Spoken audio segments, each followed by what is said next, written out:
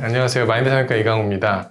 오늘은 코 수술을 생각하시는 분이라면 꼭 알아야 될 기초 상식인 비중격에 대해서 알아보는 시간을 갖도록 하겠습니다. 일단 비중격은 코를 지지하는 딱 그 중앙 근간이거든요. 뼈 위에, 해골 위에 지어진 텐트라고 생각을 해보시면 텐트의 폴대 같은 역할이라고 생각하시면 돼요.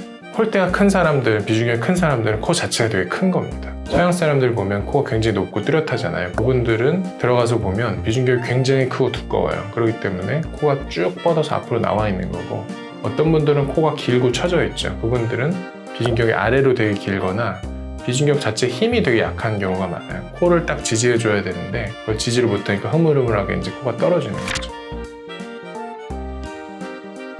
우리 현대적인 코 수술에서는 비중격을 기둥으로 이용을 합니다.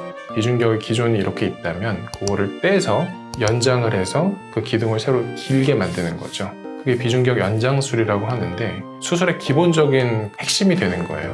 우리가 간과하지 말아야 될 것은 이게 비중격이 크다고 항상 안심할 수 있는 게 아니라는 겁니다.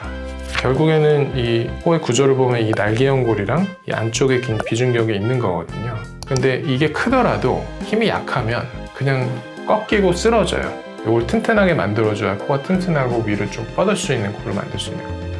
좀 높고 뚜렷한 코를 원할 때는 높은 텐트를 짓는 거랑 좀 비슷하거든요. 비유를 하면 이제 이런 자 같은 거를 생각해 보면 자가 높이가 똑같고 크기가 똑같지만 이렇게 얇은 거는 바로 꺾이거든요. 튼튼하면 꺾이지가 않죠. 그러니까 이런 비중격이어야 우리가 안정적인 수술을 할 수가 있는 거고, 그래서 텐트를 쳤는데 폴대가 굉장히 야들야들한 폴대로 세워놓으면 처음엔 괜찮다가 텐트 위에 눈이 내리거나 비가 내리면 바람이 불면 이제 꺾이고 내려오는 거죠. 비중격이 내가 큰데? 라고 안심을 할 수 있는 거는 꼭 아니에요. 그래서 저는 항상 들어가서 그 힘을 테스팅 해봅니다. 제가 몇 가지 샘플들을 찍어놓은 게 있는데요. 비중격이 굉장히 크다고 생각하고 CT상으로도 사이즈가 충분하다고 확보를 했는데도 들어갔을 때 이렇게 꺾이는 경우를 많이 봅니다. 이거는 그냥 사용하게 되면 제가 볼 땐 굉장히 위험해요. 비중격은 크기보다 힘이 되게 중요하다. 좀 더 작더라도 단단한 애가 훨씬 더 유용하고 좀 더 튼튼하게 유지가 잘 되는 겁니다. 이런 관점에서 우리가 이제 기증넥이나 자간넥을 사용하는 거예요. 기증넥과 자간넥은 갈비뼈에 있는 걸 우리가 채취를 하는 건데, 이 통나무 같은 걸 얇게 잘라서 비중격과 비슷하게 만듭니다. 그래서 기존에 있는 비중격을 덧대서, 이게 약한 애를 덧대서 강화시키는 거죠. 이렇게 되면 아무리 눌러도 튼튼하게 유지가 되니까 이런 개념에서 기증넥이나 자간넥을 부가적인 재료로 사용하는 거고요. 귀연골을 여기에 쓸 수는 없는 거는, 귀연골은 이 약한 거에다가 말랑한 애를 갖다 대면 여전히 도움이 안 되거든요. 귀연골은 텐트의 꼭대기 장식 같은 거라고 생각하시면 돼요. 그래서 기둥에 쓰는 재료, 그 다음에 장식에 쓰는 재료는 다른 거죠. 이 부분을 확실히 좀 이해를 하셔야 되고, 많은 성형외과 선생님들이 현대적으로 수술하는 방법은 기본 기둥은 비중격, 끝에는 귀연골, 이런 방법을 사용하는 거고, 이 기둥이 약할 때 기증넥이나 자간넥으로 보강한다. 이렇게 이해를 하시면 훨씬 쉬울 것 같아요. 그렇죠. 재수술 상담할 때 많이 여쭤보시는 게 기존에 썼던 비중격을 쓰면 안 되냐고. 못 써요. 들어가 보면 이렇게 묵처럼 돼 있어요. 흐느러들어가기 때문에 이거는 아무런 도움이 안 돼요. 그렇기 때문에 비중격을 다시 쓴다는 건 아예 있을 수가 없는 얘기고, 여기에다가 어떻게 뭘 연결을 하겠어요. 그러니까 얘에다가 보통은 기증넥이나 자간넥으로 더 덧대서 강화를 시키고 그 다음에 연골을 다시 연결하는 거죠. 이게 여러 가지 요인이 있을 수 있는데, 수술의 초기에는 우리가 기둥을 대기 때문에 기존의 비중격에다가 얘를 딱 대잖아요.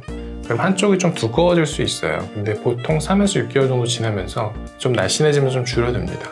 그건 경우일 수도 있겠고, 아니면 자체가 휘어있는 경우도 있을 수 있거든요. 이런 식으로 이렇게 꺾여 있으면 아까 말씀하신 콧구멍에 손질하면 요게 이렇게 되는 걸 수 있겠죠. 만약에 많이 꺾였다면 그건 교정이 어느 정도 필요할 거예요. 그렇죠. 굉장히 심할 수 있어요, 사실. 비중격은 사실은 요 코에서부터 요 안쪽 굉장히 깊은 데까지 있기 때문에, 근데 요 근처에 올수록 많이 휠수록 코가 같이 휘는 거거든요. 그 부위에 따라서 좀 달라요.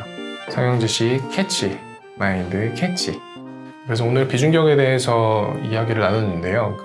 제가 강조드리고 싶은 건 비중격이 크다고 안심할 부분이 아닙니다. 결국엔 중요한 건 비중격의 힘이 되게 중요하고 튼튼할수록 좀 뚜렷하고 분명하고 휘지 않는 안전한 코를 만들 수 있다. 이 부분을 꼭 염두에 두셨으면 좋겠고, 그러니까 합리적으로 생각하실 때는 그 부분을 강화를 해서 튼튼하게 만드는 방법을 연구하고 그렇게 조치를 하는 게 좀 더 장기적이고 좀 안전한 결과를 가져올 수 있다고 생각이 듭니다. 지금까지 마인드 정형외과 이강우였고, 다음 시간에도 좋은 주제로 찾아뵙도록 하겠습니다.